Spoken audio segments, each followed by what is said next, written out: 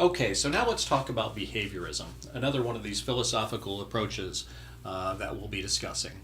So the behaviorists, these were the guys that spent most of their time doing research with rats and so forth. Really were not interested in trying to understand the mind so much at all. In fact, they sort of felt like the mind was really required a lot of conjecture to understand. You couldn't go in and directly observe the mind, and as a result, to them, it didn't feel very scientific to talk about the mind. Instead, they just wanted to talk about behavior.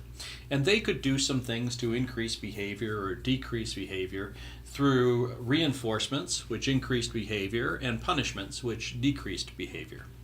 And basically, that's what they were interested in doing, and as a result, could measure it really well. Their notion was similar to other groups like the dualists, that the mind is kind of a blank slate and that everything occurs by learning. And we'll learn more about this when we go into other chapters. Edward Thorndike was one of these behaviorists, and he had this great approach, which was that something called the law of effect. That is, behaviors followed by a pleasant outcome would be more likely to occur in the future, and behaviors followed by an unpleasant outcome would be less likely to occur. Very similar to reinforcement and punishment.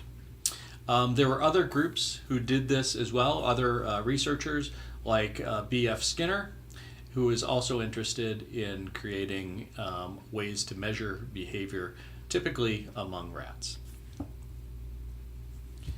By the 1960s, behaviorism had begun to fall out of favor for a number of reasons. It was limiting, but there were some other interesting issues that occurred that pointed that it was kind of limited in its effectiveness. Another group came along called the humanists. Humanistic psychologists rejected the idea that people are innately uncivilized and must be taught to be good. Instead, humanists extended the views of romantic philosophers into a belief that people are innately good. That is, they're motivated to improve themselves and only behave badly when corrupted by society. So instead of focusing on what went wrong in people's lives, Abraham Maslow, one of these humanists, asked questions about what made a person good. And he introduced this notion of motivation, a theory, and the top of that theory was something called self-actualization. These guys rebelled against Freudian approaches, and instead, Maslow and colleagues like him studied people of exceptional mental health.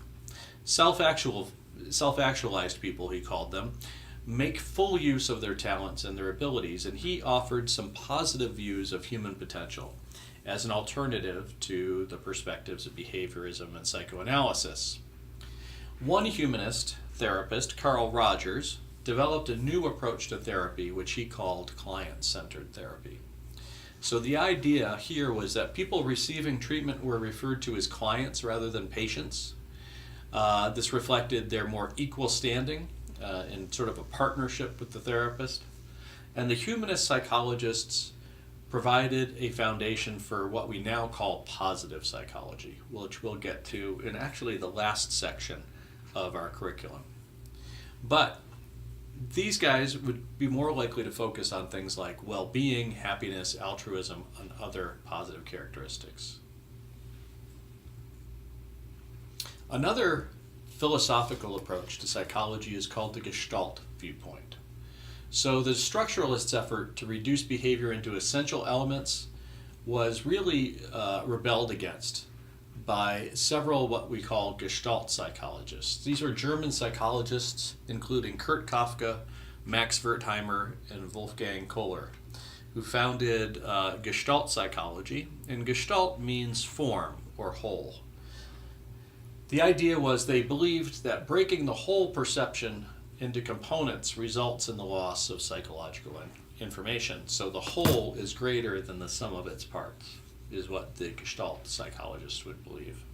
So here's an example of this. Over here on the right-hand side, you have two strings of letters and numbers. This is A, B, C. This is 12, 13, 14.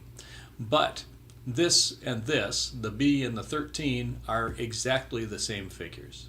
So how is it we're able to read A, B, C this way and 12, 13, 14 this way with exactly the same figures? And the Gestalt psychologist would say, well, because this is part of a bigger form. Our mind fills in some of what's here to read A, B, C, and some of what's here to read 12, 13, 14. And they were very interested in understanding how these forms influenced our perceptions. By the 1950s, again, this is just kind of walking through a historical view, cognitive psychology became rather popular. Scientists from psychology, linguistics, and computer science led kind of a cognitive revolution. Cognition focuses on internal mental processes, very different than what the behaviorists were trying to do. Instead, cognition or cognitive psychology focused on information processing, thinking, reasoning, and problem solving. And kind of the father of this area was Ulrich Neisser, who gave the field its name in his book, Cognitive Psychology. In addition, there were breakthroughs in computing that enabled psychologists to use mathematical and computer models to study mental processes. A couple professors from Carnegie Mellon, Alan Newell and Herb Simon, wrote a groundbreaking artificial intelligence program using human information processing as their model. And the hardware of the computer was kind of viewed as the metaphor for the brain. And its software mirrored the brain's activities. So far, really what we've done is we've walked through different kinds of philosophical approaches to psychology. It's largely by way of history, understanding how psychology got to where it is now, and then later on we'll be jumping into more details about current modern psychology.